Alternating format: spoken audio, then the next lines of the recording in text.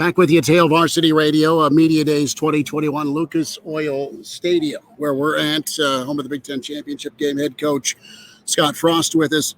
Coach, thanks for stopping by. How's the day been? It's been a long day. They take me from one spot to another. I answer all the same questions over and over again. You're my last one, so good to see you. Yeah, yeah, for obvious reasons, right? So I'm going to start off and ask how this summer's been when it comes to fishing. I mean, have you caught some big ones? Have you had time to fish? Have you had a little relaxation? I haven't fished as much as I want. So my wife and I are actually building a house out at Sandy Point in Ashland. My mom and dad have been at Thomas Lakes since I was one. My grandpa bought a house out there. And there's good fishing there, and I've been a couple times with my wife and Tim Carpenter, we were just talking about. Yeah. But I need more of that to get away whenever I have a chance. Sure. You privy to, you like crappie, you like walleye, if you're drafting a fish to eat or grill? Well, eat or grill is probably halibut. Okay. To fish for it, fly fishing is my favorite thing, to be out in a river wading and throwing a fly. Okay. All right. Scott Frost with us here at Hail Varsity Radio. So we got the fishing out of the way. I want to talk about momentum. Thank you for asking me that, by the way. Yeah. I'm tired of the other question. Okay. Well, now that we get to that, now we can get to some football stuff. And you talked a couple of different times today about momentum, and you got a team that's old and veteran, and they're ready to take that step. You know a lot about creating momentum with the teams you were on. You know, how do you communicate that and also put it on display Saturday? It's easy to talk about, but it comes down to doing, and it sounds like you feel pretty good about your kids. I feel great about the team. There's a whole different feel when you walk into our building right now. And again, I'm not here to overpromise. I just know how much progress we've made from a cultural standpoint, from a talent and depth standpoint. The kids are confident. They're excited. That being said, winning habits breed winning, and winning breeds more winning. And that speaks to the momentum. We're doing all the things right. I can't wait to see these guys catch a little wind in their sails and see where they can take the ship. Scott Frost with us here, Hail Varsity Radio, Big Ten Media Days. Let's talk about Adrian, and he has done a lot for the program. I appreciated how he handled things last year, the ups and downs, and was a really good teammate. And I'm anxious to hear from you on Adrian and just, I guess, his excitement level, and I guess the other part being, you know, he slimmed down quite a bit. So from an agility and quickness standpoint, at least to my eyes, spring game wise, he looked pretty electric. Yeah, he's an exceptional athlete. Throws it really well.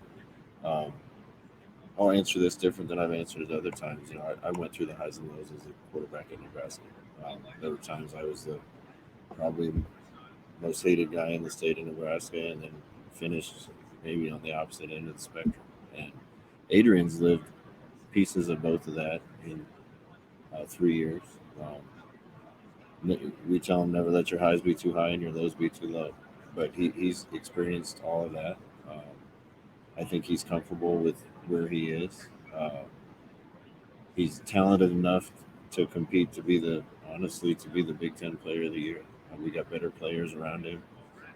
He's in good shape, and he's confident. And I feel for him when he goes through those things, because the praise is always too great, and the blame is always too harsh. And there's a lot that a quarterback in Nebraska has to wear on his shoulders, and he's worn that. And I think he's comfortable with it now, with his role and the pressure. And I think he's primed to have a good year. From a turnover and playmaking standpoint, it's a fine line you got to walk as a quarterback. And are you concerned about too much analysis to not make the mistake, or do you feel good about that point now, being able to go let it rip and, yes, also take care of the football? Yeah, there's a fine balance. I want him to let it rip, but I'm not saying anything that's a secret to him. Rutgers game was a good example. He was, I'm going to miss it probably, but I think 24 or 28. You're right around there. Yeah. You know, so he missed 4 passes and ran for scores and threw for scores, but he had 2 fumbles, 2 interceptions, and maybe one other bad read. And He's got plenty of talent to take us as far as this team wants to go, but um, not any different from the rest of the team. As a group, we got to eliminate the bad plays. And not that I want him dwelling on those. I want him to go let it rip, but we have to be mindful of not having self-inflicted wounds that put us in a worse position in football. A couple more minutes. Scott Frost with us here, Big Ten Media Days, Hail Varsity Radio. Coach, a thought here as you open up against Illinois, week 0, and just the opportunity there that lies ahead with kind of the spotlight. I mean, a great opportunity here, and can add or really kind of kickstart that momentum you're talking about. Do you like opening so soon? I know it's not Ireland, but it is a conference opponent. I like it. Sooner or later, it'd be nice to have just a regular non-conference schedule. That being said, I like getting a jump on the season. I like having 2 bye weeks mixed throughout the season. It's a really important game. It's a division game. It's a conference game. We're going to get our kids ready for it. We didn't play very well against those guys last year. As disappointing a performance as we've had since I've been coach, we need to play better against those guys this year, and I know we will. Offensive line, you look at some of the youth, but also some experienced youth, and then some older guys. It sounds like depth and talent are really kind of cohesive on that really important part in league play with the line of scrimmage action. When you look at, I guess, your expectations of the line, where do you think they can go? What steps can they make? I think this group can have a chance to grow together and be the backbone of our offense and our team going forward. Mm-hmm. And it's a bunch of young guys. Obviously, we have some veterans that I've mentioned. But, the young guys are the core, and it's Corcoran and Banks and Ben Hart and Piper and Juergens, and it's going to be Prohaska and other guys, and those guys are the type of talent and the type of personalities that we need, and I think guys that will make the former Pipeline guys proud. Last thought here, Scott Frost with us here, Big Ten Media Days on the field here, Lucas Oil Stadium. Coach, thanks again for making one last stop for us with Trev coming in. I think you said earlier you've had a chance to get caught up with him. Your thoughts on Trev and just having another Husker at the helm? Hey, I'm so glad they landed where they did, and Trev and I have talked multiple times already.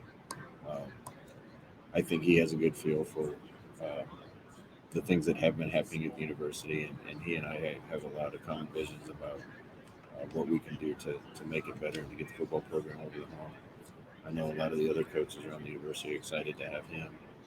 We wanted a Nebraskan. We wanted somebody that we knew and that knew our program and has been in our shoes, and not another outsider.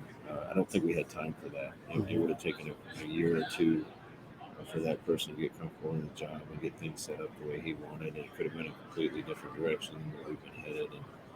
And I think we've hit reset too many times in our program, and this is an opportunity to move forward with somebody that knows Nebraska without hitting reset. What would you have liked to have endorsed back in the mid to late 90s with NIL if you could go back? What would I like to endorse? Cabela's first and foremost. I probably shouldn't be naming companies, but would have been pretty cool though. Yeah, absolutely. Fishing, hunting, golf. So any of those, I'd be all over. Callaway. Whoever you said. Scott Frost, Coach. Appreciate the time. Thanks. Good to see you again. Appreciate it.